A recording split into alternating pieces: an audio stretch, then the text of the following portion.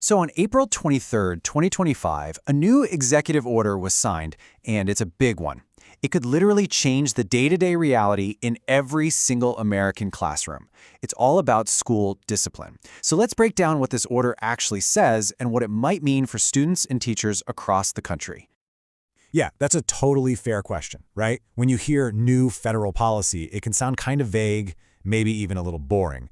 But this could have a real-world impact inside the classroom. So let's just get right to it. What is this thing actually designed to do? Okay, so to really get why this new order is such a big deal, we have to start with a concept that's been at the very heart of a decade-long debate, and that concept is disparate impact. You know, this whole story really kicks off back in 2014 with something called a Dear Colleague letter. Now, this was a guidance document that introduced a really specific way for the federal government to look at school discipline. And it's that exact framework that this new order is taking aim at. Okay, so what is this disparate impact framework? Well, the key thing to understand is that it's not about the intent of a rule, it's all about the outcome. So think about it like this. A school could have a totally race-neutral policy, right? Like a zero-tolerance rule for being late.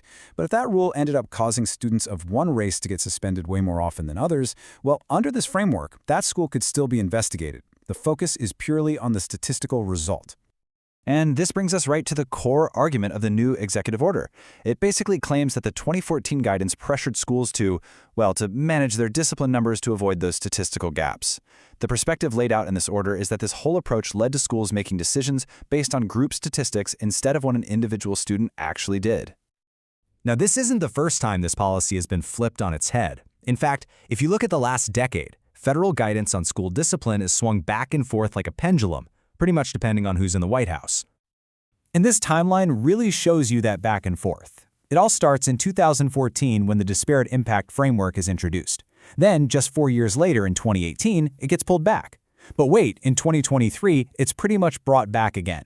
And all of that leads us right here to 2025 with this new executive order that's really trying to put a final stamp on the issue. So, okay, with all that history in mind, what exactly is the stated purpose of this brand new executive order? The text of the order is, it's very direct. Its main stated goal is to stop the use of what it calls discriminatory and unlawful equity ideology when it comes to school discipline. It basically frames the whole previous approach as being driven by that ideology, and it wants to completely remove it from the federal government's playbook. This slide really lays out the change in philosophy perfectly. The old guidance, it was all about looking at those statistical racial disparities, which led to federal oversight based on that disparate impact idea. But the new order, it completely shifts the focus to the specific circumstances and conduct of an individual student, and it says those disciplinary decisions should be left to local teachers and administrators. And look, this executive order isn't just some statement of principles. No way. It's a directive with a really clear and, frankly, pretty aggressive timeline. It lays out a whole series of actions that federal agencies have to take, and they have to start almost immediately. Yeah, the order spells out this whole action plan. Within just 30 days, new guidance has to go out to schools. Within 60 days, they've got to coordinate with governors and state attorneys general. Then, within 90 days, even the Department of Defense has to revise its school discipline codes. And the whole thing culminates in this massive, comprehensive report to the president, all within 120 days. And that 120-day report, it is a big deal. It requires them to do a deep dive into every single discipline-related investigation going all the way back to 2009.